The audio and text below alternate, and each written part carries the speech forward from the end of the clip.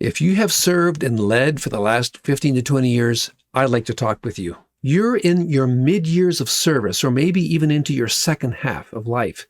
And by now, you know the ropes, you know how to lead and how to carry out responsibility.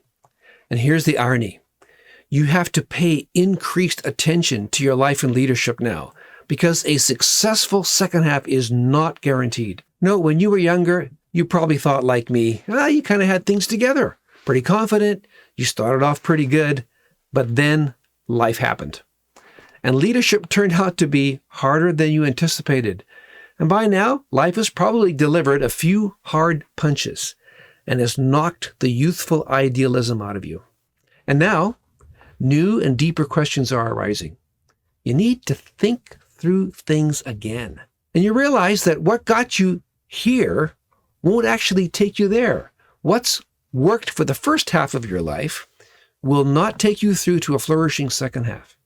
There is a significant shift that needs to happen in your thinking and in your practice in order to flourish and finish well. Have you noticed how many leaders stumble in the second half of their life? You don't want to be one of them. In fact, about 75% of leaders will flatline in their second half.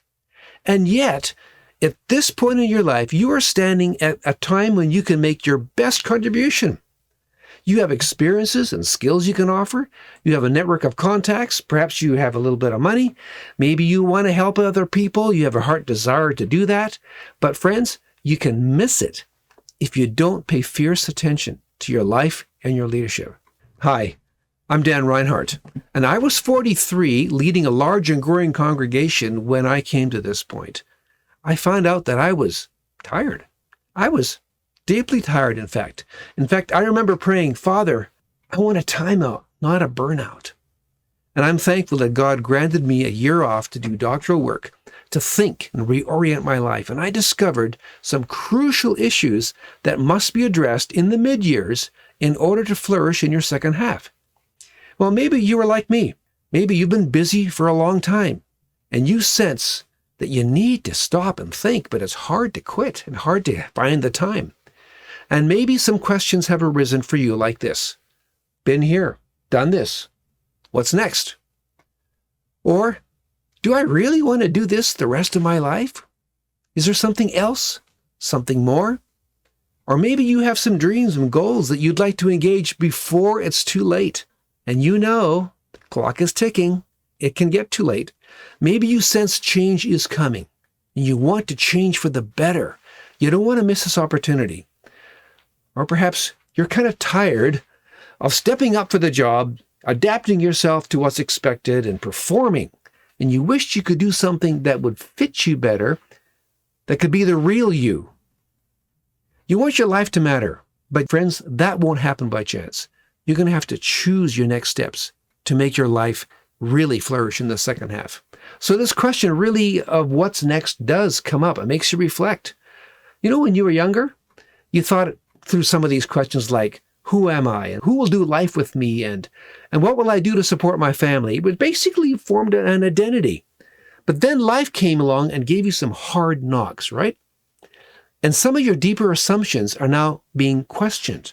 What do you do with those questions? Where do you go with those questions without being judged for even asking them? And you have a choice right now. You feel like you're at a point where you can go forward, you can go back. You're somewhere betwixt in between because something is ending or it should end, but you've not entered yet into what's next. Well, friends, welcome to a very important time in your life. And I want to give you a little thought experiment here. Just imagine with me that you've been walking in the garden of your life. You've been walking there for years. And now you've come to a long wall and you feel like you're stopped. You can't go further. But you notice that there's a door or a gate in this wall.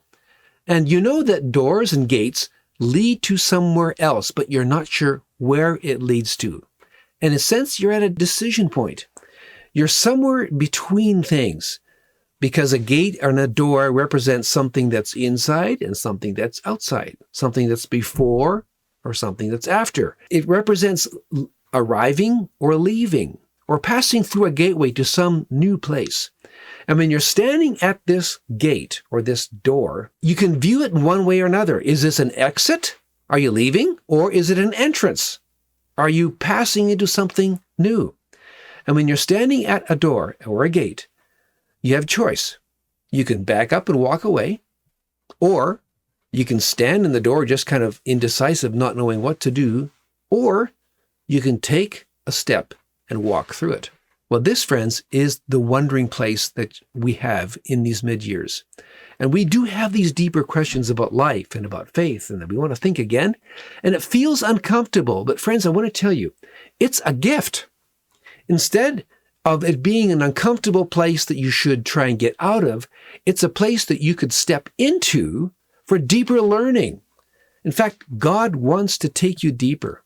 But usually, to go deeper, it feels like suffering or even loss. But this uncomfortableness is actually a motivation to seek a better way to live and a better way to lead. In fact, at this point, we can say that Jesus said, "I am the door," or "I am the way." And there he is standing with you at this door. The door is really Jesus inviting you to follow him to the next chapter of your life. And he says, "I am the way. Come, follow me." So friends, this wondering feeling, this wondering place is a gift from God. And everybody wrestles with these questions at one time or another. And friends, we know because we've been there. We've done these questions. And we have a map. We can help you. And you need a community to help you with this journey. And in fact, the research says that most leaders feel alone and a bit isolated. A lot of business or ministry connections, but maybe not a lot of real personal friends. And you've probably already got most of the meaning and the good from your current set of connections and ideas. What you need, friends, at this point is new ideas, new exposure, new connections. And that's what we're offering you here in this CREST Leadership Academy. It's a place where you can learn and listen to things about life and leadership in the mid-years and the second half. That's our specialty. We know you're busy, so we have created video resources that are shorter. And we welcome you to come on in to the Academy, look around, and check out some of these resources that we have available for you. These are conversations about life and leadership in the second half. And for you, if this really interests you, become a premium member and you'll have access to everything. And we'll welcome you, friends, to the adventure of stepping through the door into your next chapter of life.